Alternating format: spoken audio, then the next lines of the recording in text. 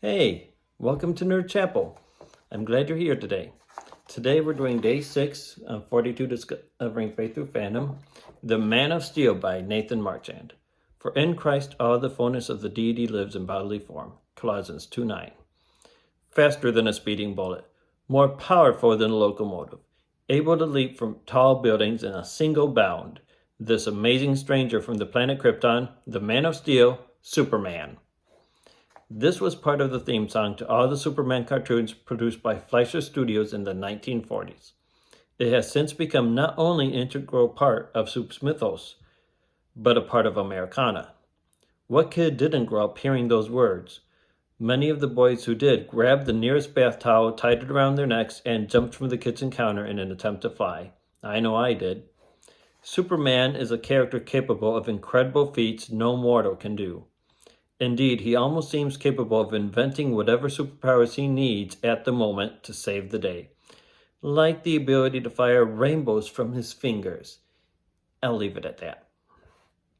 His trademark powers include flight, super strength, X-ray vision, super speed, heat vision, and super breath. He's been known to move entire planets, like in the finale of Smallville, or to spin the world backward, like Superman the movie.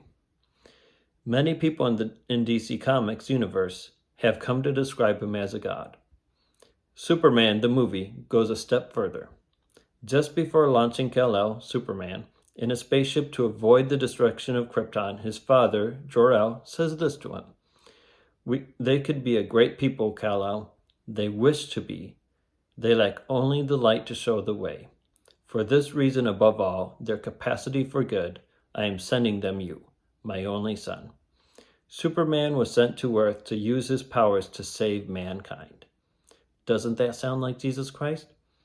Many people nowadays think of Jesus as just another teacher and philosopher. He was good and wise, but still a mere mortal. They're either ignorant of some of Jesus' teachings or they disregard them. I tell you the truth, Jesus answered. Before Abraham was, I am. John 8:58. I am was the name God gave Moses in the form of the burning bush to tell the Israelites when they asked which God had sent him. I and the Father are one. John 10:30. Anyone who has seen me has seen the Father. John 14:9. These are just a few verses where Jesus claims to be divine. But it doesn't stop there. As we discussed last time, Jesus performed miracles unlike anything people had seen. He healed the sick, like in Matthew 8:16-17. He made the blind see, like in Matthew 9:27-31. He exorcised demons, like in Mark 1:21-27. He raised the dead, like in John 11:1-45. In fact, in one story, a woman was healed by simply touching the edge of Jesus' clothes. Luke 8:26-39. However, his greatest miracle was rising from the grave on the first Easter morning. Matthew 28:1-10. He has every right to call himself God. C.S. Lewis wrote in Mere Christianity that in light of all this, only 3 conclusions can be drawn.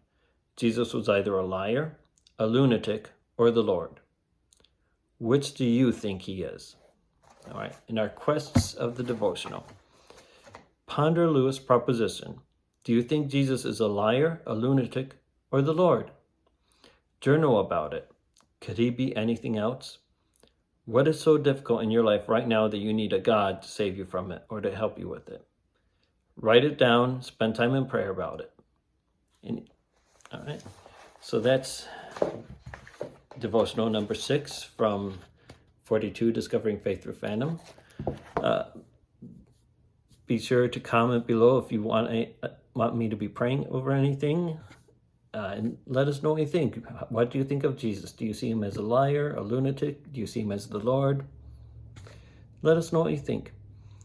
Be sure to check out my socials with Instagram and Facebook. Just look for Nerd Chapel. You can also find me on Patreon. And I hope you have an amazing day and an amazing weekend.